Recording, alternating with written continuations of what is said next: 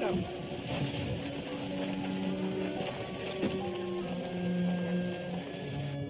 Good evening, Sir George. Good evening. I'm so thankful you're here at last. A shocking night. How did you get straight to bed or shall catch a chill? Come along, my dear.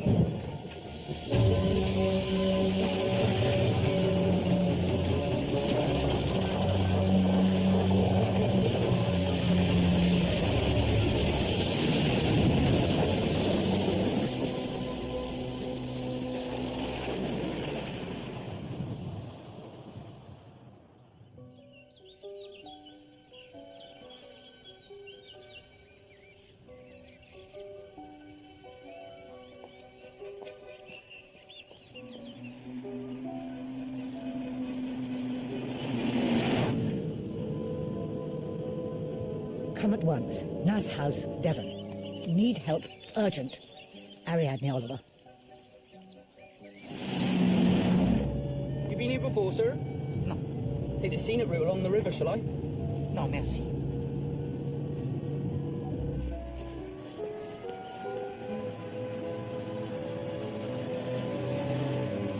Afternoon, ladies.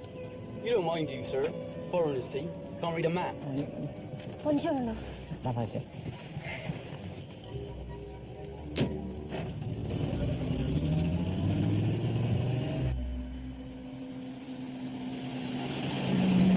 Thank you, it is most kind, please. Grazie. Miles yet to the youth hostel?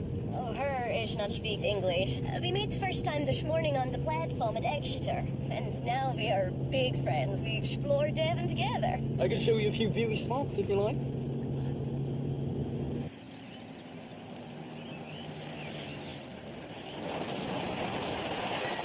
The hostel's that way. Don't cross the George's land, though. You don't like it. Grazie mille. Thank you, Stan. If you please, may we hurry?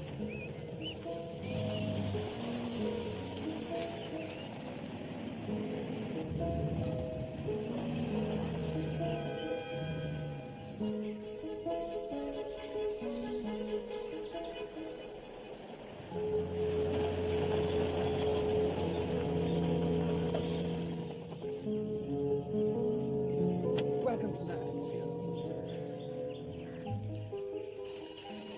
I believe Mrs. Oliver to be down by the battery, sir, that way.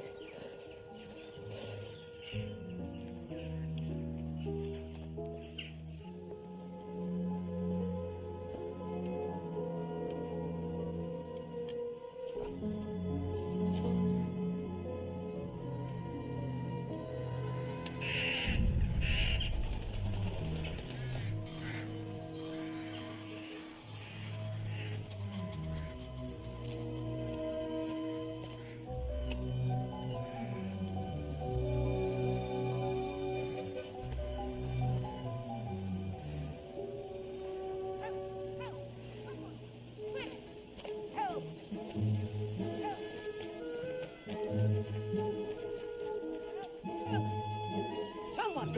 Quick! Oh, hello, Poirot. What is wrong, madame? Nothing's wrong. I just wanted to see if someone would come. How loudly one might have to shout.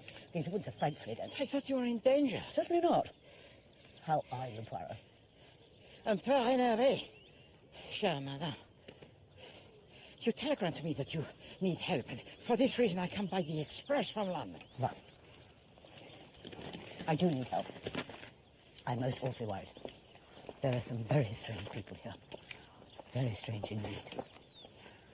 They're holding a fete tomorrow, and they thought they'd have a treasure hunt. And they thought, no, that's been done to death. So they thought they'd have a murder hunt instead. And they offered me a tidy sum to come and dream it up. Well, anything's better than writing. So I've been busily inventing motives and suspects and victims and so forth.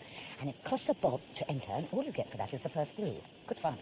Madame, Poirot, he has arrived to Devon. Mais pourquoi? Because there's something amiss. I think someone's going to die. If there were to be a real murder tomorrow instead of a fake one, I shouldn't be in the least surprised. Whose idea was it, this murder hunt? The Warburtons, I think. Well, the owners of the property. No, that's Sir George Stubbs. Awfully rich and awfully common. Bought the place a year or so ago, along with his wife. She was outrageously beautiful, but as dumb as a fish.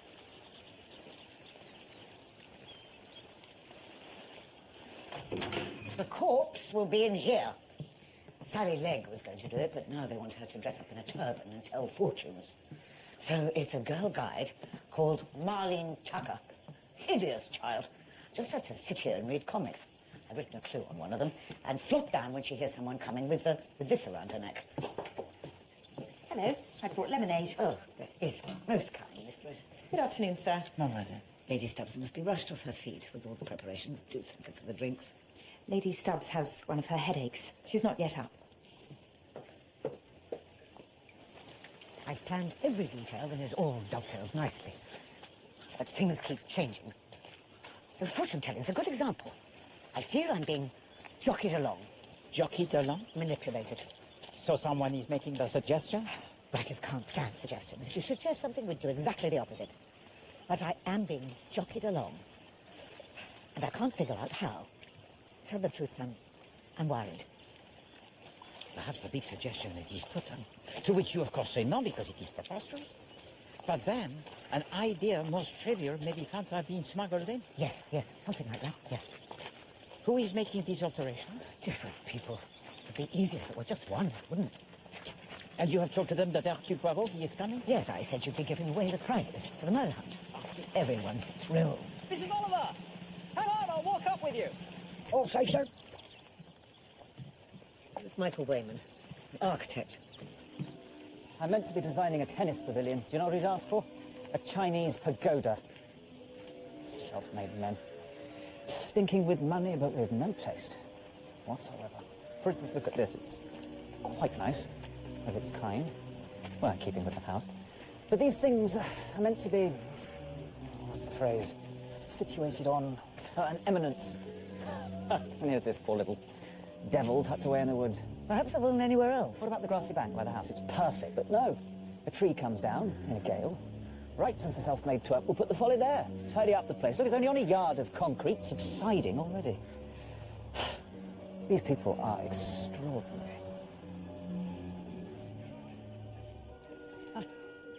That's Amy Folliot. Her people own Nass originally. Then she lost both her sons and had to sell up. And yet she lives here still? Precisely. Odd or what? Is this the great Monsieur Poirot? Enchanté, Madame Folliot. It is kind of you to help out with our prizes. This clever lady has contrived a most intricate problem. I have been admiring the house. I thank you. It was built by my husband's great-grandfather. There was an Elizabethan manor before, but it burned down. It must be hard for you to have strangers living in residence now. Well, so many things are hard, monsieur.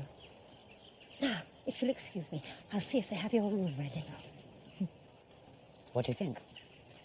Come on. It is only one instant since I have arrived. Well, I've been here 3 days, and every time someone says something, I get the strongest impression they're lying. My intuition tells me something is wrong. And I'm well aware you think me irrational. Madame, one calls things by different names, huh? It may indeed be that you have seen something, it may indeed be that you have heard something, and it may be, if I may so put it, that you do not know what it is that you know. You are aware only of the result, and that, Madame, it is your intuition. Whatever it is, I feel certain someone is going to die. We must do something about it.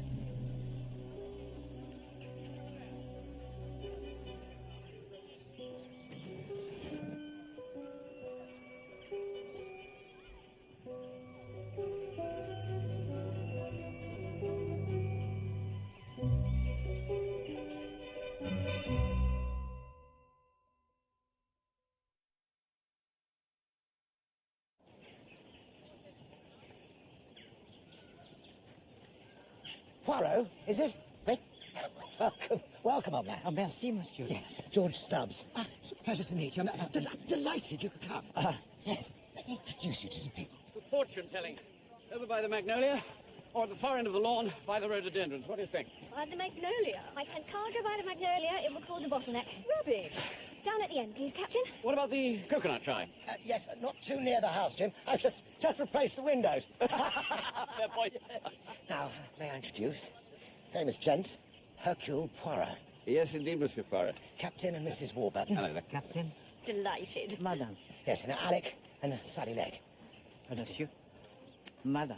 We'll find you a job later on. Watch out, Poirot. Sally can make a man do anything, what? Yes. So come and meet the wife. Excuse me. Hattie. This is Mr. Poirot. It's our guest. Madame? Now, you chop nicely. Why, I go and locate some coconuts. Oh. Right. Do you mind if I sit down, Madame? So much walking. Merci. It's pretty, isn't it? Très joli. It's an emerald. George gave it to me. He gives me lots of things.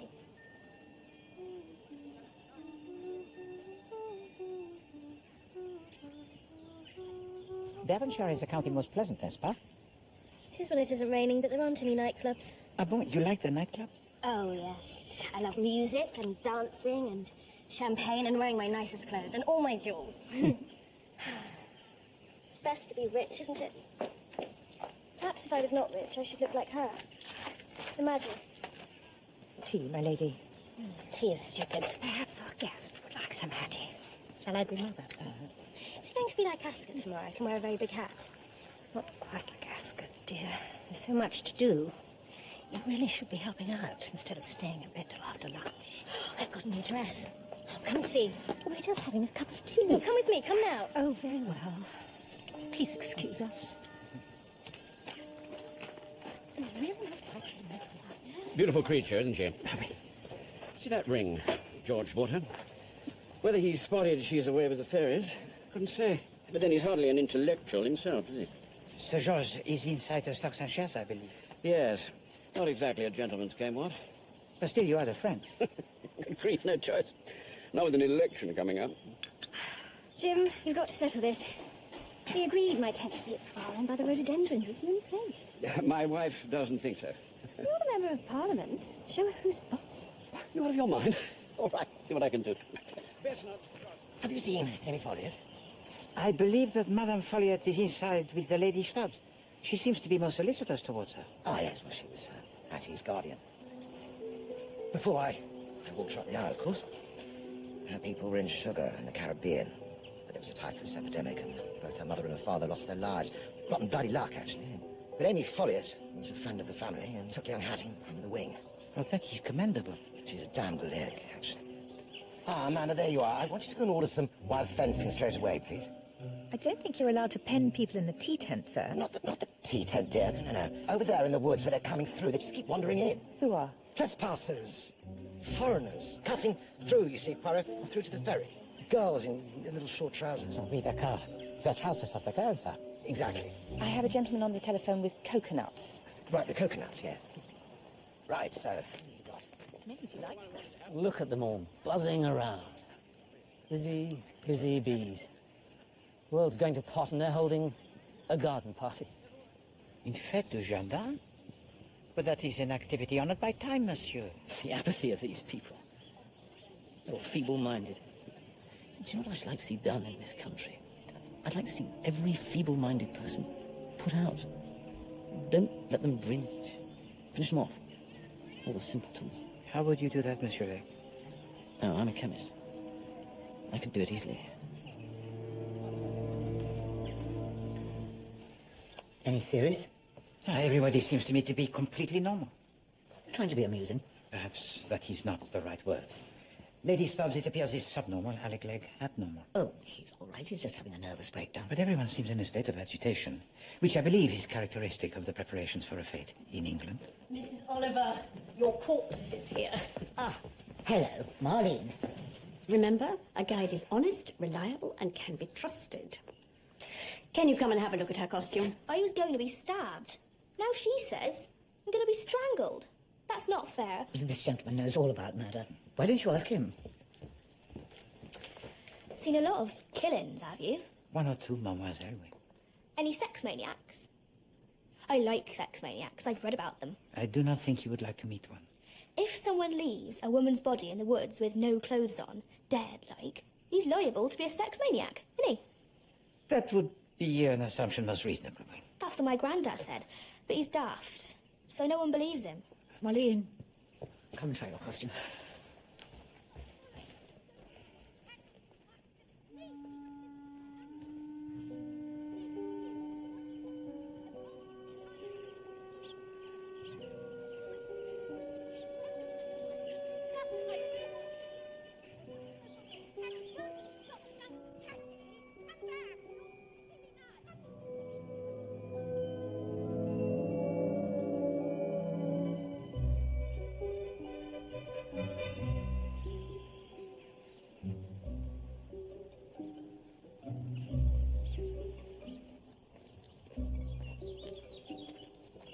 You permit, madame?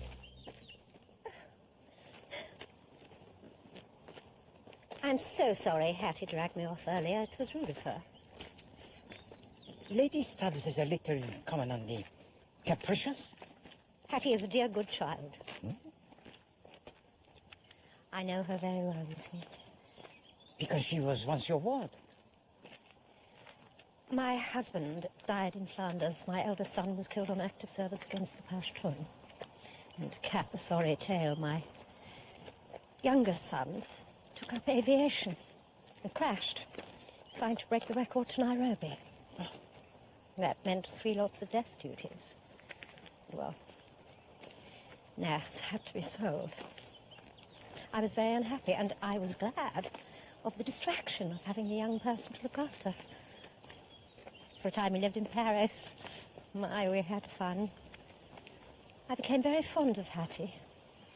All the more so when I realized that she was not terribly capable.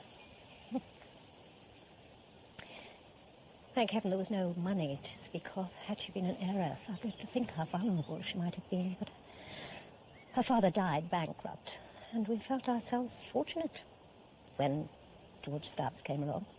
It was most fortunate indeed. George Stubbs is a good man. Oh, I know he's a complete vulgarian, but he is fundamentally decent. I think that you have made the arrangement most prudent, madame.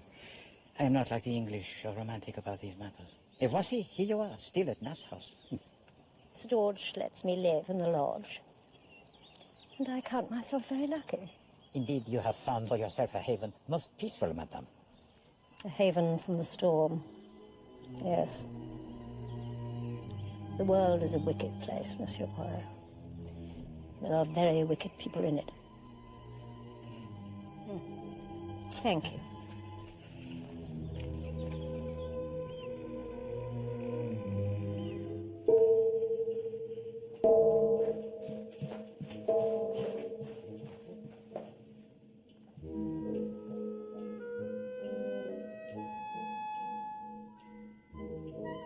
What do you want me to put on this poster?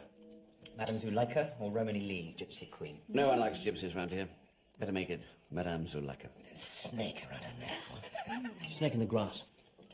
I had a snake once, but it swallowed the rabbit. Had to chop it up. Quite good fun. Do you still paint, Michael? Like you used to? Sold out, Sally. 30 pieces of silver. Everyone has to earn a living. What, in Parliament, Jim? That's not really an honest living, now, is it? What? Waste of time, Parliament. Don't be such a rotten old sulk. Why, Alec has a point. And what do you think this is all about? Should all politicians be eliminated? Eliminated? I don't know.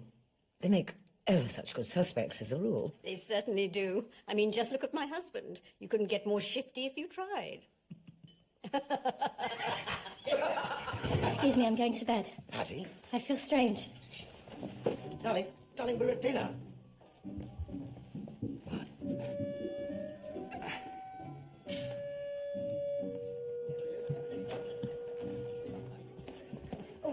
Lady Stubbs has gone early to bed? Malheureusement, oui.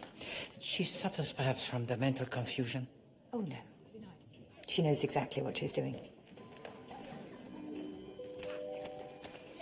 What do you think? I think, madame, that I take the little walk.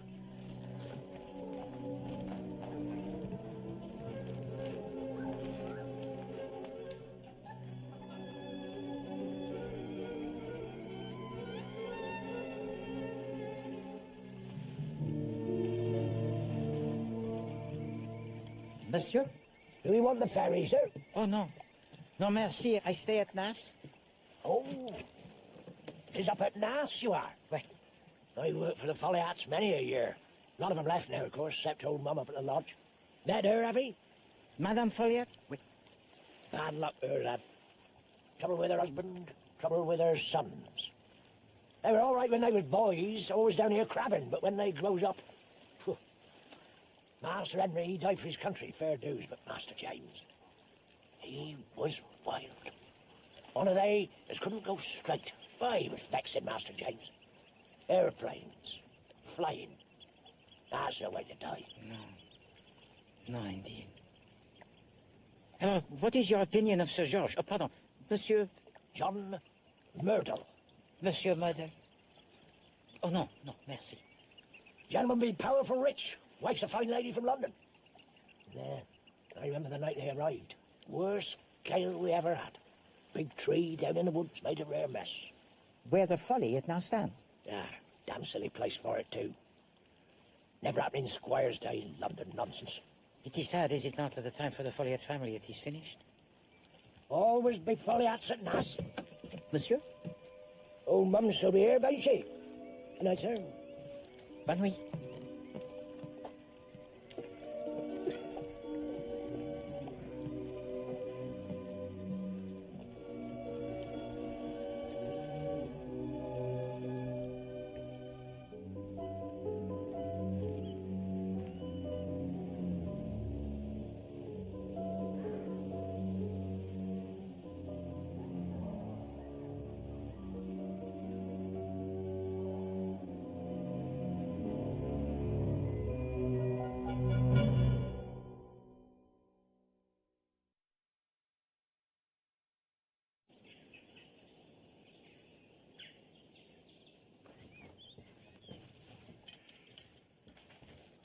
Now, here are some new ideas for the pagoda. What do you think? See?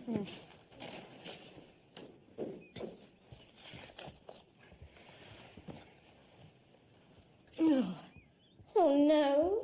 What is it, darling? It's from my cousin Etienne. He's coming here. He's coming in his yacht. Oh. No. Oh, I see.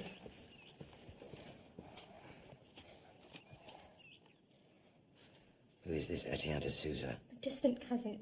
He says he's coming here today. Well, it's a pity he's dropping by in the afternoon of the fete, but never mind.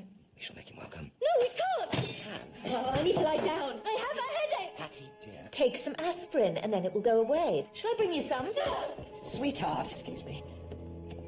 Oh, Hattie, darling. I don't want to see Etienne. I don't like him. He's wicked. He does bad things.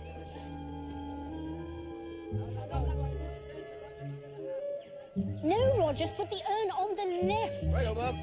The left. Oh, the left. Oh. Hello, Poirot. Bonjour, madame.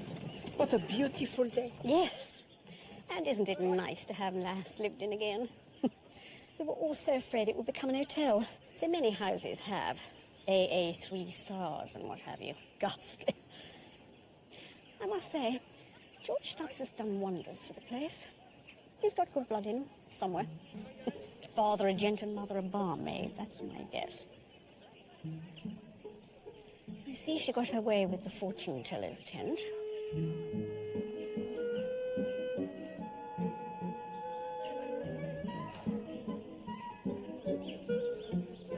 No. No, you're trespassing. You can't come through here, do you understand? The youth hostel is that way. This is private land. Hobbit! This won't do. Poirot, might I meet you in the study? What's that, Hattie? Yes, I'll shut it.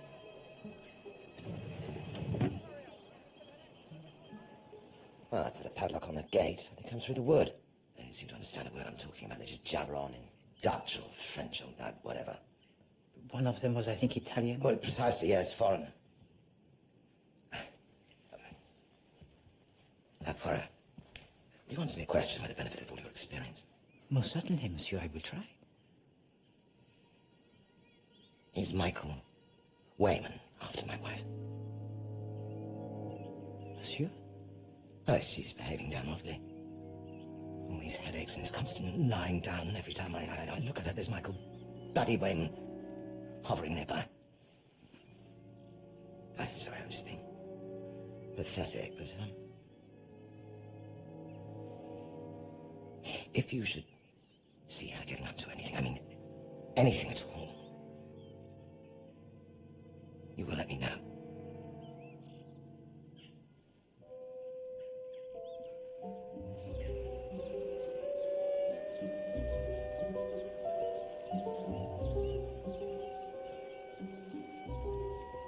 You look ridiculous. Everybody this way. Come along. Gather round, please. Now I declare the garden fete open. Bravo! Madame, let us separate. We shall watch with the peel down.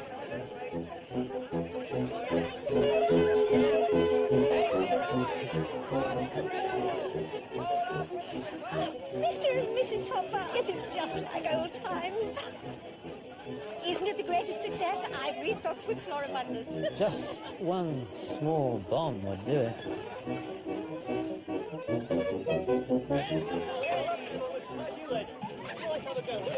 Yes, sir, you look lovely. It's for charity, sir. Children's fancy dress. Form up, please. All the fire. You've won. Well done. Congratulations, sir. Here's the first clue. It's a photograph. Work out what it is, and you'll get the second clue. Good luck.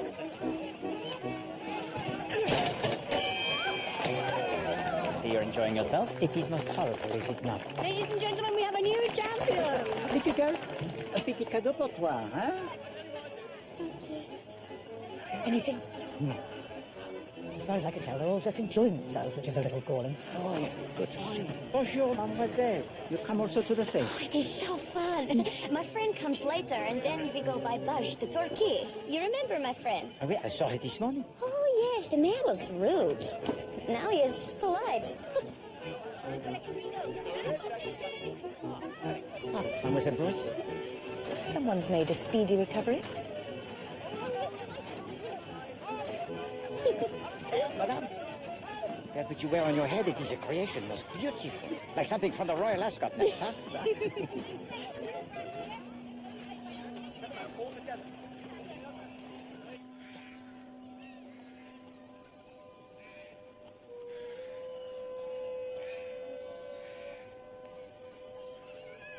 You will make a long journey, possibly by train. I see, a luxurious train. And great riches will be yours at the end of your quest.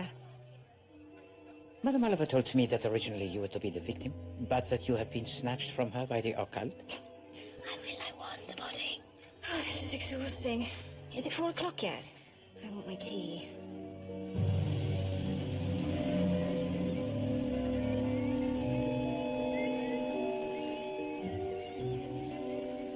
What do you think? Je crois que vous avez raison. There is something that is incongruent. Yes. And a murder hunt would be awfully convenient if you wanted to conceal a murder, wouldn't it? But a murder, madame, requires a victim. So who is this victim? This is what we must discover. I say, seen Lady Stubbs? She's meant to be judging a fancy dress. No. What's the woman playing at? I shall have to get someone else. Has anyone seen Lady Stubbs?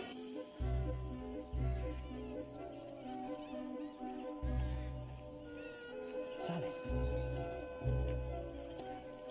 Thank you.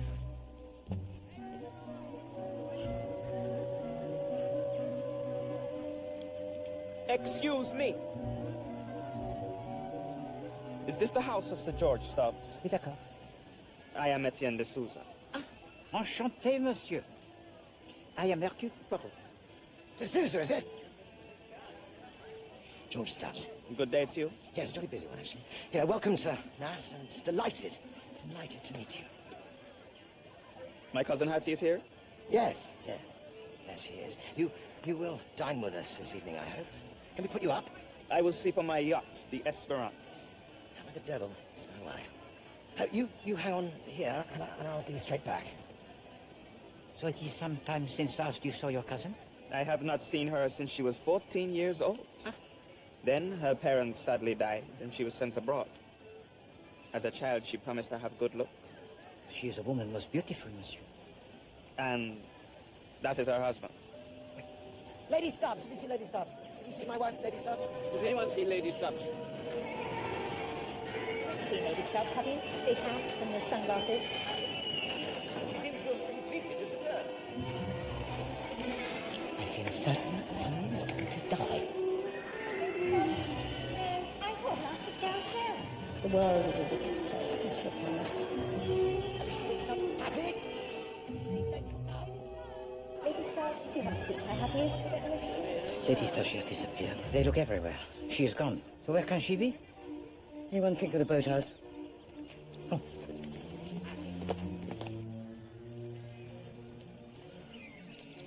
It's locked. To make sure nobody finds the body by accident. It's rather brilliant, don't you think? Marlene, it's Mrs. Oliver. I'm coming in. Marlene, you can get up. It's only me. Marlene? Marlene?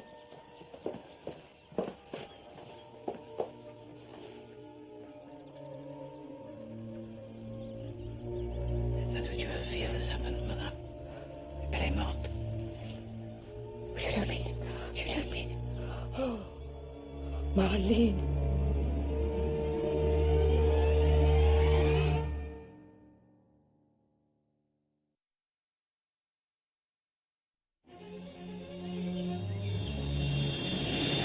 Marlene Tucker, local girl. Garroted with a length of rope. Doctor says she's still warm. Dead no more than an hour. So the killer isn't far away. I dare say. But who'd want to murder a 14-year-old child? Johnny goes with Kate. Georgie pinches hikers in the wood. Sir George Stubbs. I'll need a room, sir. And I want to question both yourself and Lady Stubbs, I'm afraid. Yes, of course, but my wife seems to have disappeared from view. We'll find her eventually, but I doubt she'll be much help. I feel awful. Put that in capital letters. Awful. Because, you see, it's my murder. I organised it. I don't usually drink, but Poirot gave me this for the shock. Did you say Poirot? I don't suppose you remember me, Monsieur Poirot? Most assuredly. It is the young Sergeant Bland, whom I met, it is now since 14, 15 years, in Gloucestershire. What a memory. I cannot for the life of me remember why I should ever have wanted the Yugoslavian wife of a biochemist to be the victim. And I wasn't expecting a man in a yacht. What man in a yacht? He sent a letter to Lady Stubbs, and she was frightened. Frightened of what? Frightened of him. And now she's disappeared. Can you tell me anything about a man in a yacht? Oui, bien sûr. Etienne de Souza, the cousin of Lady Stubbs. Who was afraid of this Etienne de Souza? Do you know why? I heard her say he was a bad man. Do you think her fear was real? If it was not, she is an actress, very clever. You came ashore in a launch at Nascombe Quay. Did you see a small wooden boathouse on your way? Yes, and had I known it belonged to a Nas house, I should have come ashore there, but I did not. Did you see any signs of activity? In the boathouse? No. Originally, the part of the victim was to have been played by Sally Legg, but one evening, Sally told all our fortunes, and she was thought to be strikingly good at it. Someone suggested one of the girl guides could be the corpse instead, so Sally became Madame Zuleika. Was Marlene Tucker happy to be the victim? Oh, she was thrilled. I noticed a plate and a glass. Yes, she had some jam tarts and a fruit drink. I took the tray down myself. Lady Stubbs asked me to. Right. What time, exactly?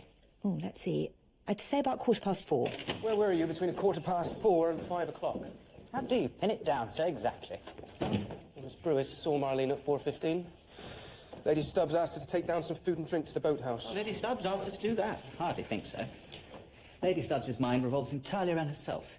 Marlene could die of malnutrition for all she'd care.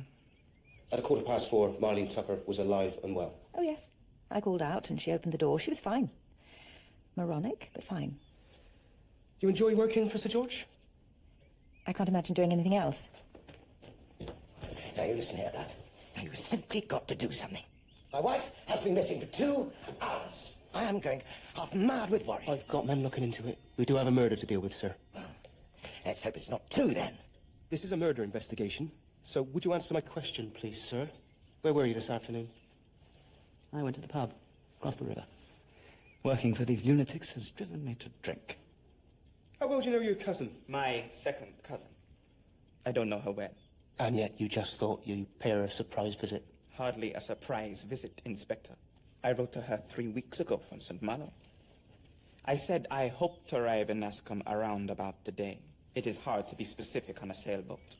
Did she reply? To be frank with you, gentlemen, I don't think Cousin Hattie has the mental capacity for writing letters, though I understand she has grown into a lovely woman. Have you seen her? No, I have not. Where is she?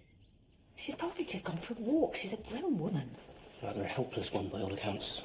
Yes. when she wants to be. Tell me everything you know about Lady Stubbs. How would you describe her? I describe her as ornamental, like a trefoil or a croquet, pretty, but useless. Backward? Backward? No. Cunning little minx. She didn't leave by boat. The road was closed. I reckon she's still on the property somewhere, sir. Why? Not going to stop her hopping across a fence and making off across country.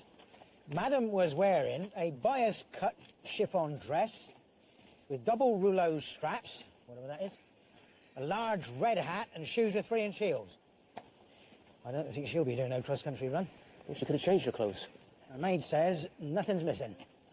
No suitcase packed, nothing.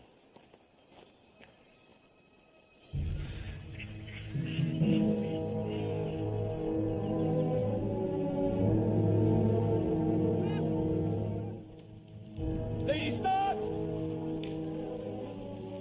Lady Stubbs! Lady Stubbs!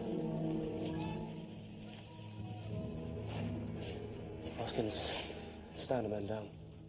Very well, sir.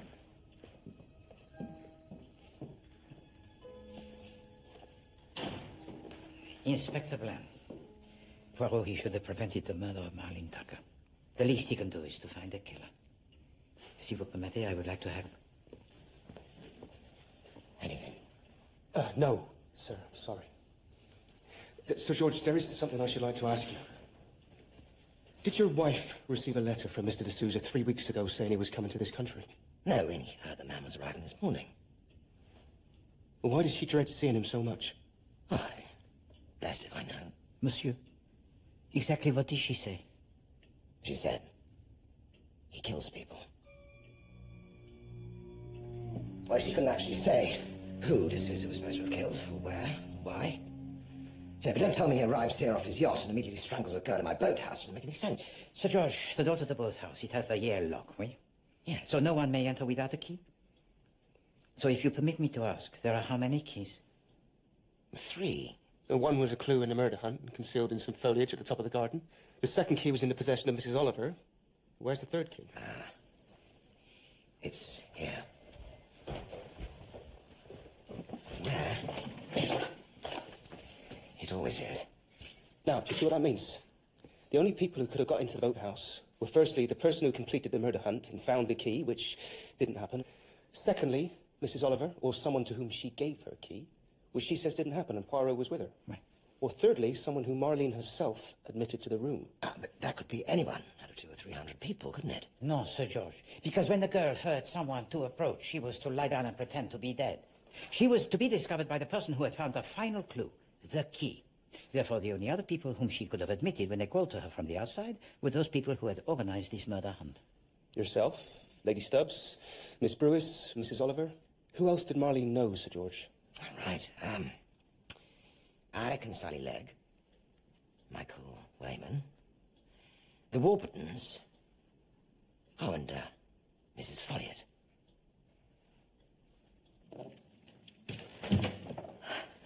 Sorry.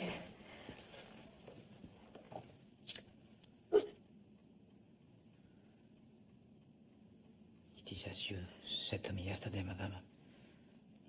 A world that is very wicked. Well, it's true. This morning, Lady Stubbs, she also spoke of wickedness. I shouldn't pay too much attention to the things Hattie says. So everyone tells to me. She has always had the mental age of a child.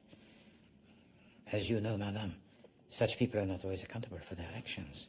In a fit of rage, they might even kill. No! Hattie was a gentle, warm-hearted girl. She would never have killed anyone, never! Then can you think who might have killed Marlene Tucker? No, I can't. What can you tell me about the local people? Captain Warburton? He was working hard at the fete all afternoon. Mrs. Warburton? Enid Warburton runs the Girl Guides and the Gymkhana. She's clearly beyond reproach. And the Leggs, what do you know about them? They're just holidaying here. Madame Legg, she is a lady most attractive, n'est-ce pas? Vivacious. Oui. Is it possible, do you think, that at any time Sir George Stubbs felt the attractions to Madame Legg? Good heavens, no. Sir George is extremely fond of his wife. Was it you or Lady Stubbs who asked Miss Brewers to take jam tarts down to the girl in the boathouse? Goodness, all these questions. I remember Miss Brewers collecting some cakes, but I don't recall that anyone asked her to do so. You were serving in the tea tent between 4 o'clock and 5 o'clock. I believe Mrs. Legg came in there at that time for her tea? No, she didn't. She was dressed as Madame Zuleika, remember? She never set foot in a tea tent. Sorry it's so late, Mrs. Legg. Please, tell me when you last saw Lady Stubbs.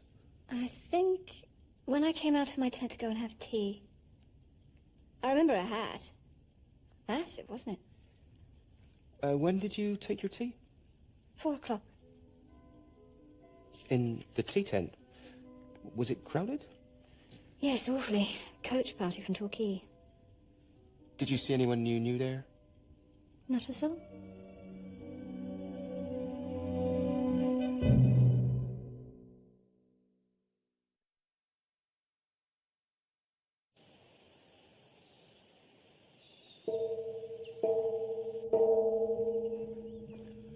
Good morning, sir. Bonjour. Is there any sign of Lady Stubbs? No, I do not believe so. Oh, Monsieur Hendon, tell to me, if you please. For how long a time have you been here, the butler? Just over a 12-month, sir. Oh. Merci. There's an invitation from the Lord Lieutenant of the county. Sir? And Hodgson's written about the state of the milking shed. Damn the milking sheds to hell. Where is my wife? We just don't disappear, do they?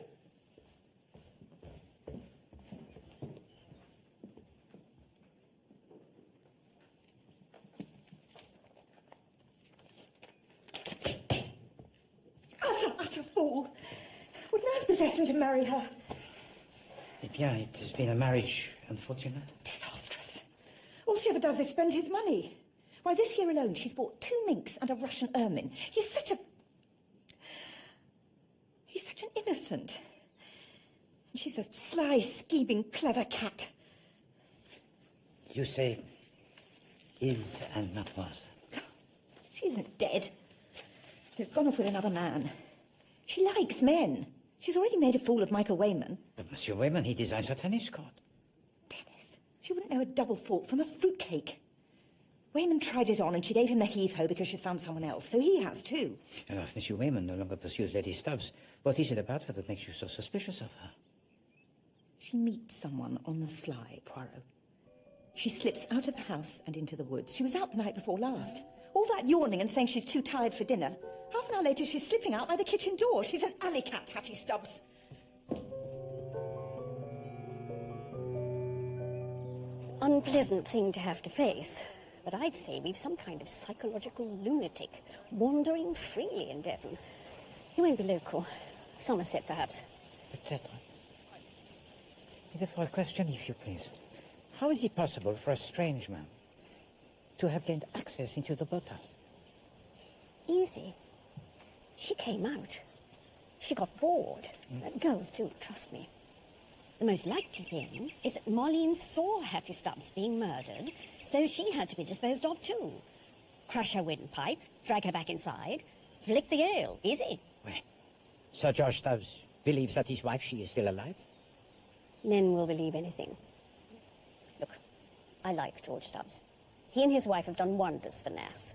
Amy Folliot has sponsored them, of course, and she has influence in the county.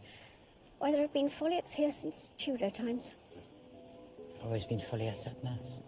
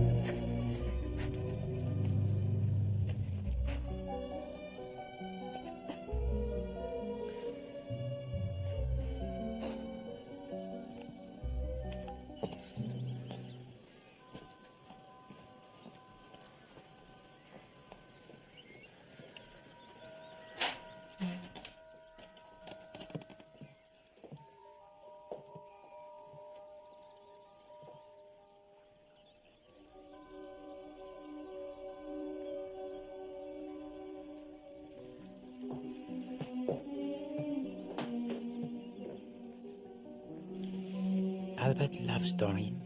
Betty Fox has a secret then. Oh, Marlene. Hello, she spies. Hey, she looks and she learns.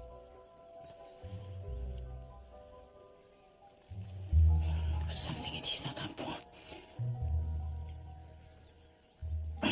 Poirot, your brain, it is so slow.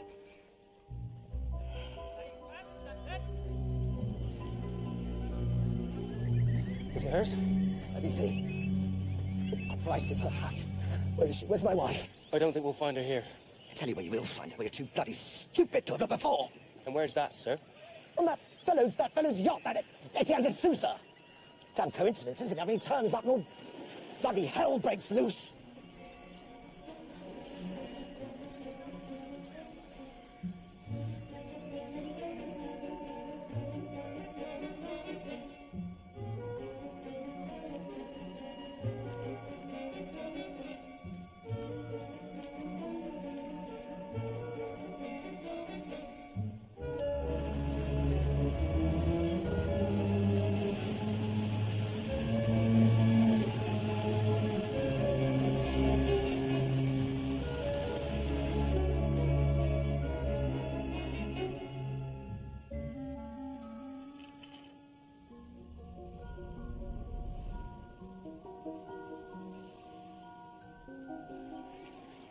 But I've a warrant to search your vessel.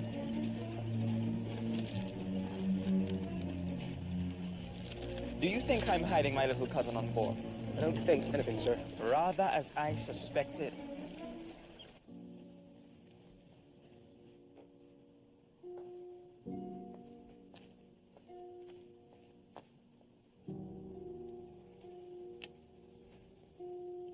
You have lost something, madam? Oh, you made me jump. Yes, I have. Or must one rendezvous when one can? I don't know what you mean. Poirot is not a husband, alas, but he knows that they can be jealous. I doubt mine is. I hoped, when I came down here, that everything would get better. But it hasn't. Alex just... well... he's still Alec. I don't want to live like this. No. Have a look here, sir. Got something? Yes, sir.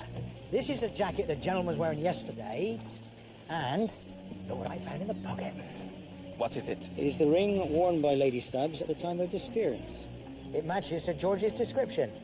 How do you come to have this, Mr. de Souza? I've no idea. I've never seen it before. Well, maybe you have, maybe you haven't, but it's grounds enough for me to arrest you. For what, may I ask? For being foreign? For the murder of Harriet Stubbs. For the... You have no proof at all. This is meant to be a civilized country. We like to think so, sir. Hoskins? Is this what you were looking for, madam? Oh, yes. Thank you, Monsieur Poirot. I must have dropped it.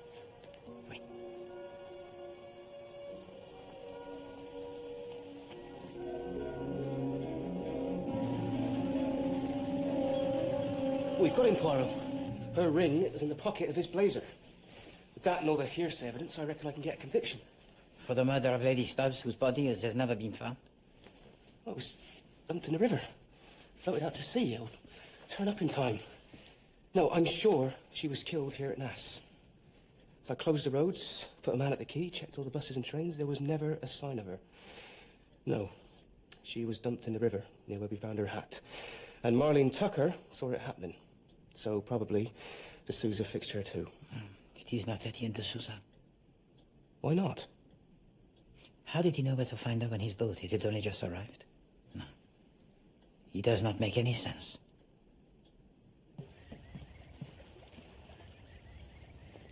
Bonjour, Monsieur Model.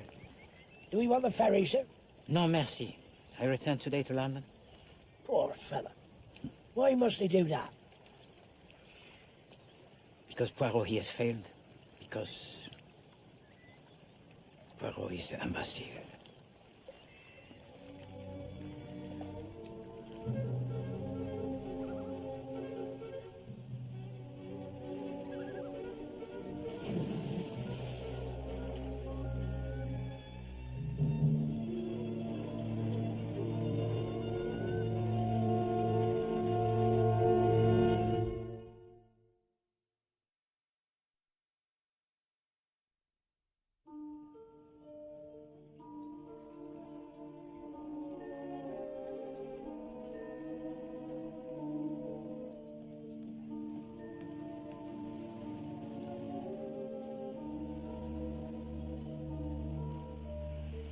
Did Hattie Stubbs ask Mademoiselle Bruce to take the jam tarts to Marlene Tucker in the boathouse?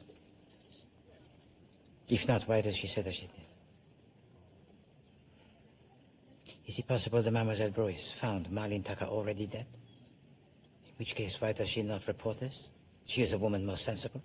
Unless she killed her, of course. No, pas de motif. Why did Etienne de Souza lie about writing to his cousin 3 weeks before his arrival at Nass's house? Is it perhaps an attempt to make his visit to appear natural or expected? Certainement, Sir George receives him amicably, although he does not know him. Attendez. Sir George does not know Etienne de Souza, huh? But his wife, who does know him, does not see him. So is it conceivable that the Etienne de Souza who arrives at the fete is not the real Etienne de Souza? When is his trial? 3 weeks. Now the jury will take one look at de Souza and they will convict him. This man will hang. Usually the villain's the husband. Oui, je sais. This husband, he has the alibi. There are 200 people willing to testify that Sir George, he never left the fete. But there is someone who knows what happened to Hattie Stubbs. You think the body's still there? It appears that she's been thrown into the river, but it is possible that she is in the grounds. There isn't a priest's hole or anything like that, is there? No, I asked this question to Monsieur Michael Wayman. He tells me that the house is not of the correct period for this. All the same, there might be something in the structure that only the family know about. But the only member of the family who is left is Madame Folly. Well, she knows everything there is to know about Nass, doesn't she? It is a true thing that you say. She knows everything. For example, she knows straight away that Hattie Stubbs is dead. She knows, even before the death of Marlene Tucker, that the world, it is a place most wicked. What is there that she does not know?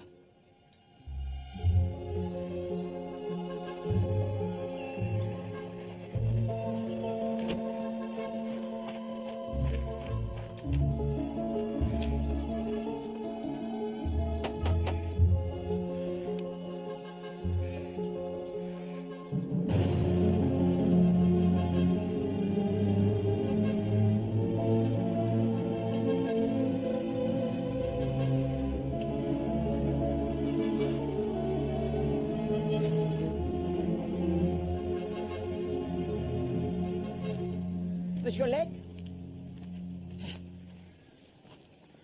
You are leaving Nass's house? Yes. Sally's cleared out. No. With that bastard Wayman. I do not think she will be as happy with him as she would be with you. You think so, do you? Yes, I do, monsieur. And shall I tell you what else I think? I think that your opinions so extreme have made you impossible to live with. Your wife, Sally Legge, she is a woman of loyalty, but you have pushed her too hard, monsieur. You are a man who is very lonely, very desperate. And if you had told your wife, Madame Sally, just how you were so lonely and how you were so desperate, she would never have left you for Michael Wayman. You don't know how right you are. Wait. I've been an absolute dummy. Wait. It's politics, eh, Poirot? It's hardly worth losing your wife for. No, I do not think they are, monsieur. No. What should I do? I think what you should do, monsieur, is to find Madame Sally but immediately. Ask her to forgive you and beg her to come back. And Hercule Poirot, he is always right, monsieur. Do you know, I think I will. Bon. And I'll go to the bloody Chelsea Arts Club, and I'll get hold of Michael Wayman, and I'll throttle the ponce with his ridiculous tie. Bon. And if you please, Monsieur Legge, do not actually kill him, huh?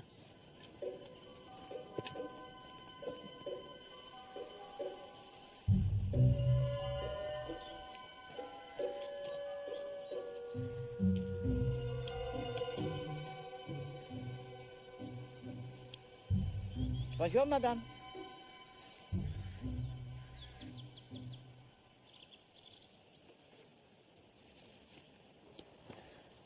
I feel very sorry for George. The strain has been very great. So George still believes that his wife, she is alive. I think he's given up hope. He does not say so, but... Of course, I've hardly seen him lately. He spends most of his time in London.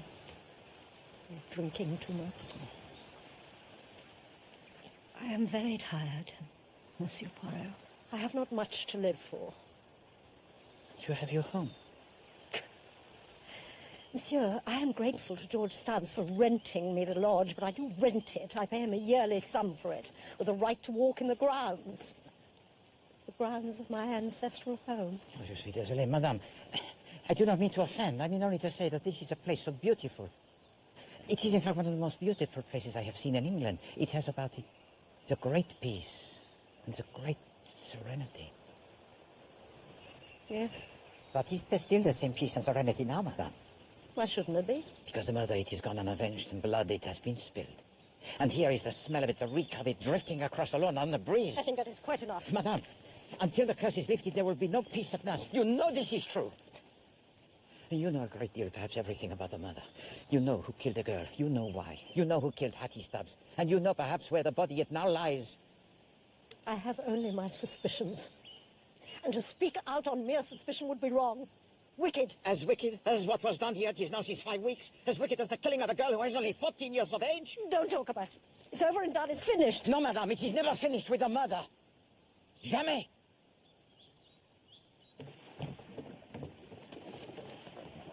Mademoiselle, where is Monsieur Madel? Grandad, he's dead. Grandad? So Monsieur Madel was your grandfather? No, your grandfather, he was very old, huh? He didn't die because he was old. He died because he was drunk. He slipped when getting off the boat one night and fell in. Washed up 2 days later at Helmouth. And how do you call yourself? Gertie Tucker. A relation to Marlene Tucker? Her was my sister. So Monsieur Madel was her grandfather also? He got cross at her when she got the makeup. The makeup, Gertie? Loads of lipstick she had. And scent. Hid him in her nickel jar. Lovely they was. Tell to me, Gertie, how did Marlene get the money to buy these things? Heard sea goings on in the woods. Marlene will promise not to tell, and they give her money. But who would give her money?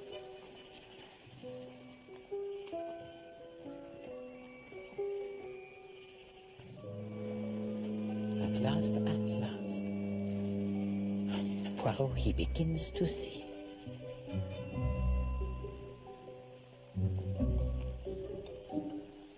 Come at once. Nass House, Devon. Mais pourquoi? Because it is important, madame. I should hope so. I was due to give a talk. That's why I'm dressed in this ridiculous outfit. Instead, I ran for the express train. What was the subject of your talk? My writing. Awfully pleased not to have to give it, as a matter of fact. I mean, what does one say about how one writes books? You just think of an idea and force yourself to write it. What am I going to say for the other 59 minutes? Madame, your hat. C'est magnifique. Oh, thank you. It's jolly expensive. Hats are really a symbol nowadays, aren't they? They don't keep your head warm or shield you from the sun or hide your face from people you don't want to meet. I mean, they're just ornamental. Always you give to me the ideas. Tell to me, madame, in your murder hunt, you have as one of your suspects a biochemist. Do you know a biochemist personally? Yes, I know Alec Legg. And you also know his wife, Sally Legg. But she is not Yugoslavian, is she? So what gives to you the idea of having a wife who is Yugoslavian for the victim? Oh, I don't know, all those youth hostilities, perhaps. All those girls in shorts. But, madame, I am most interested in how you write. You are a woman who is most sensitive. You are affected by the atmosphere, by the personalities that surround you. These are the inspirations for your brain that is so fertile. So tell to me, madame, when you first designed your murder hunt, did you intend for the body to be discovered in the boathouse? No, I did not. I intended it to be found in that pavilion, tucked away among the rhododendrons. But then someone, I can't remember who, began insisting it should be found in the Folly. Well, that was obviously bonkers. I mean, anyone could have strolled in there quite casually. I couldn't agree to that. No. So you accepted the buttons instead. And that was the technique that you described to me on that first day. The jockeying along. One last thing, madame. Do you remember telling me that there was a final clue on one of the comics that was given to Marlene Tucker to read?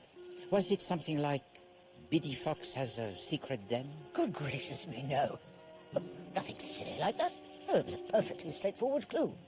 Look in the hiker's rucksack. Épatant. The comic on which that was written would have to be taken away. Why? Because immediately it points to the murderer. Inspector Bland, you must telephone to Scotland Yard tout de suite. Why? Because Etienne de Souza, he is innocent. Now, he is a man of great wealth. So what? So, what is his motive? Let me put to you the facts. Facts? What facts? The fact that old John Murdell was the grandfather of Marlene Tucker. The fact that Lady Stubbs always wore those particular types of floppy hat. The fact that Marlene Tucker had cosmetics hidden in the back of her drawer. And the fact that Mademoiselle Bruce maintains it was Lady Stubbs who asked her to take refreshments to the boathouse. You call those facts, do you, in London? You prefer the hard evidence, such as the body of Lady Stubbs? Hello, I know where it is hidden and who hid it there. So if you please, to make that telephone call to Scotland Yard.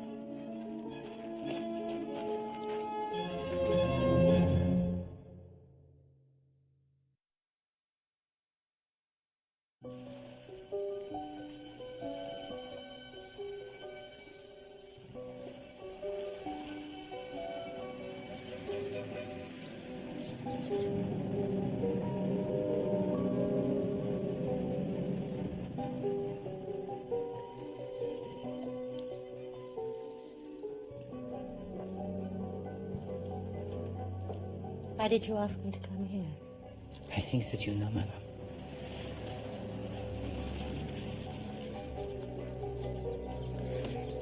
Good evening, sir.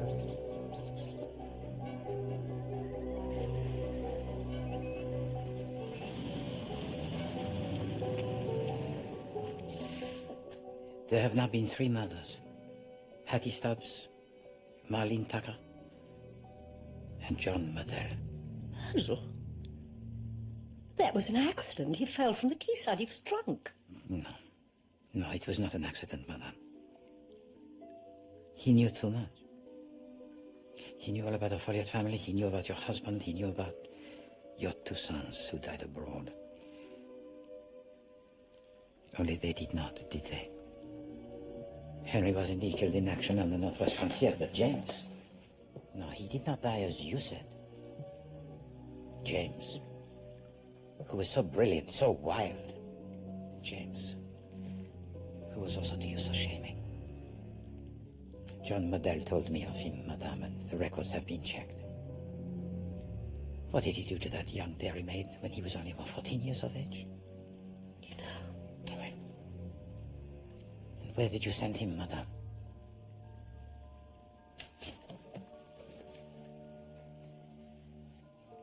South Africa. Wait. You said you never saw him again. You heard that he had died in an aeroplane crash. You mourned, you said your prayers, but... What then has happened, madame? He came back. Why? Because your son, he made a pretense of his own death. And then you learned that he is pursued by the police in several countries. And you agree, and he must have been so persuasive, you agree to give him one more chance. Just one. Why? I believe that you are a woman most sincere and most moral. And I believe that it was from the best of your intentions that you did everything you could to give to your son, who was wayward, a new life. At that time, you had in your charge a young girl who was sadly subnormal. Oh, but she was rich, so rich. She was worth a fortune. But you gave it out that her parents had lost all their money, and you were advising her to marry a man who was wealthy and several years older than herself. And who could disbelieve you? Your lawyers in Paris, where you were living at that time, handled everything. And Hattie Stubbs, when she came of age, would sign whatever you put in front of her. And so in the end, Sir George Stubbs the new identity assumed by your son James became a man who was very rich, rich enough to buy Nass House. And there your plans, they ended, eh, madame? Your son, he was a wealthy man. He had his ancestral home. And Hattie Stubbs, well, you could take care of her. Ça marche. I never dreamed. No, you never dreamed that your son, James, he was already married. He was married to a girl he met in Trieste. A girl of the criminal underworld who is determined not to be parted from your son. He's a wicked, wicked creature. But your Hattie knew no one in England. Good evening, Hattie. Come along, my dear. When they arrived back at Nass House after their marriage, all of the servants who were new, including the butler, barely caught sight of her that first evening. And the following morning, the woman that they met was not Hattie Stubbs, no, but this Italian. Made up to look like Hattie, behaving as Hattie, but Hattie, the real Hattie, was dead. She was killed the first evening she arrived here by your son. Wait, by your son, madame, James Folly. This plan, it was so clever. The false Hattie Stubbs over the years would respond, took treatment. She would get better and better, make a full recovery. But this Italian did not convince Mademoiselle Bruce, who was herself in love with Sir George. But then something unforeseen occurs. A cousin of Hattie, Etienne de Souza, writes to her a telegram. Oh, no. Telling her that he is visiting England on a yachting trip. Is it, darling? I know he would not be deceived by an impostor. And it's strange, is it not? That although the thought it did cross my mind that this Etienne de Souza may not be Etienne de Souza, it never occurred to Poirot that Hattie Stubbs was not Hattie Stubbs. And there was a further complication. John Murdell used to... what is the word? Chatter to his granddaughter, Marlene Tucker. If someone leaves a woman's body in the woods with no clothes on, he's liable to be a sex maniac, isn't he? Well, nobody else would listen to him because they thought he was a little daft. But he told to his granddaughter Marlene that Sir George was in fact Master James. Alors, Marlene Tucker, she blackmails Sir George for her silence. But in so doing, she signs her death warrant. They arrange it so that Marlene Tucker is killed and Hattie Stubbs goes missing. In such a way, the suspicion it is thrown onto her cousin Etienne de Souza. Hence the references to him being a man most wicked. Delighted. And Sir George, he plants the evidence. This Lady Stubbs was to disappear permanently. After a period of mourning, Sir George would rejoin her in Italy, where they would again be married. All that was necessary for her now was to double the parts for a little more than a period of 24 hours. When Hercule Poirot he arrives, Hattie Stubbs takes the bus to Exeter and travels back in the company of a youth hosteler she meets on the train. You don't mind, sir? She books into the hostel with this Dutch girl. But by tea time, she is here, back at her window.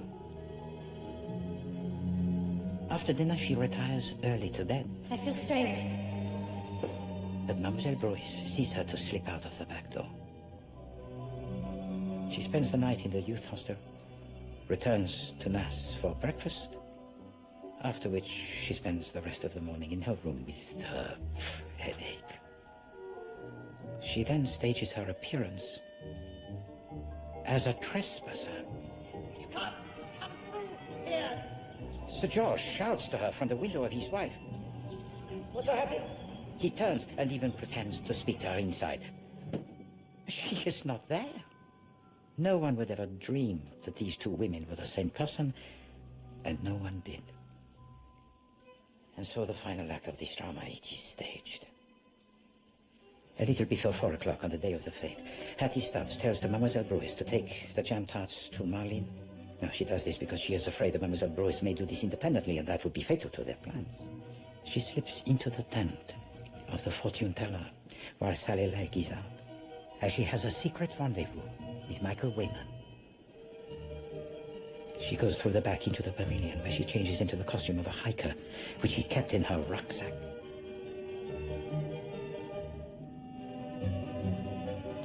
Poirot, he has found the buckle from the strap. And that is why the pavilion was not used for the murder hunt. She then goes down to the boathouse and calls to Marlene to let her in. And she strangles her.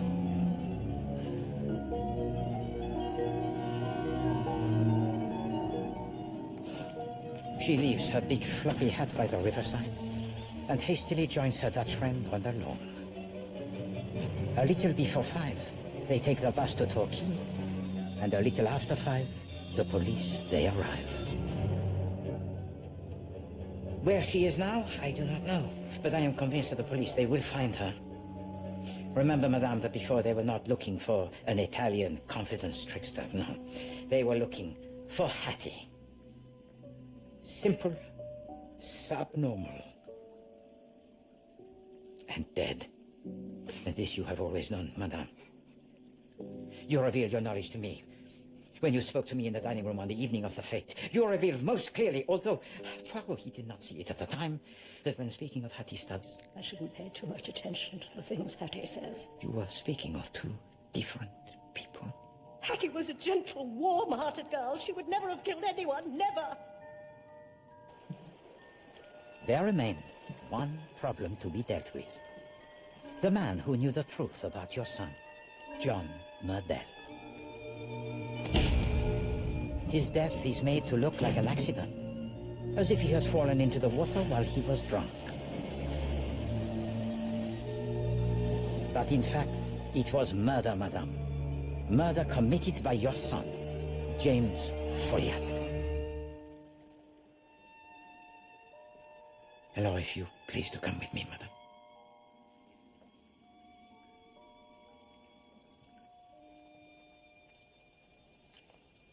It is a good place to bury a body. A tree, it is uprooted in a storm. The soil, it is disturbed. And very soon, a young lady, she is covered with concrete.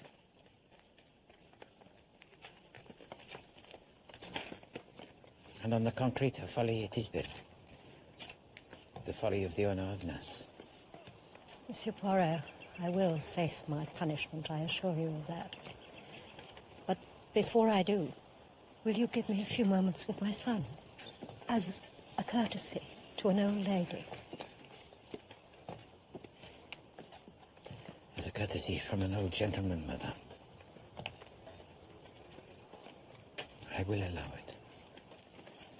Bless you. Right, let's bring in Sir George. If you please to wait. I have allowed to Madame Folliot a few moments. You've no authority to do that. Dommage. It is done.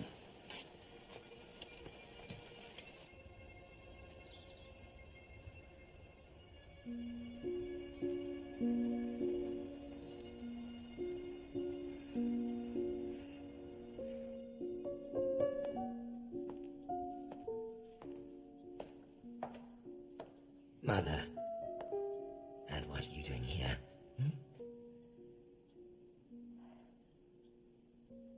They're digging up the Folly. You know what they will find.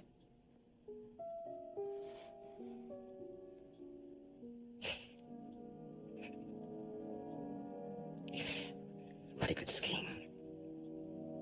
Almost worked. It was like every one of your schemes. It was cruel and criminal, and it failed. You have brought disgrace to the family name. The name of Folliot. Dear God.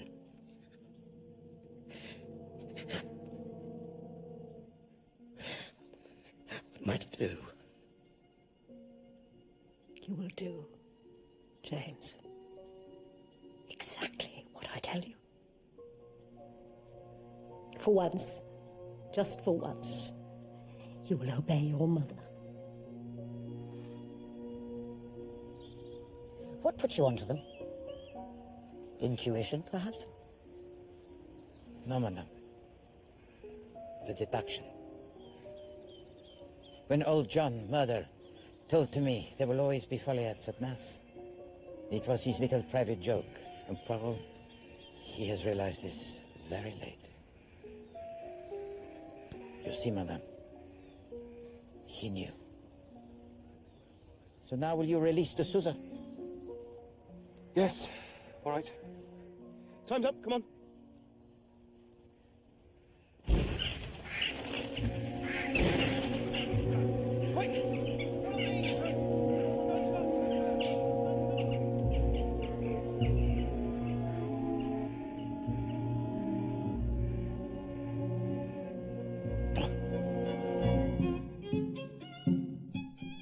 Following the intertwined lives of the doctors and nurses in a 1960s hospital, Breathless continues tomorrow night at 9, and a string of grisly murders that have gone unsolved for years are revisited. Above Suspicion, the Red Dahlia, over on ITV3 now. Next here on ITV, the news at 10.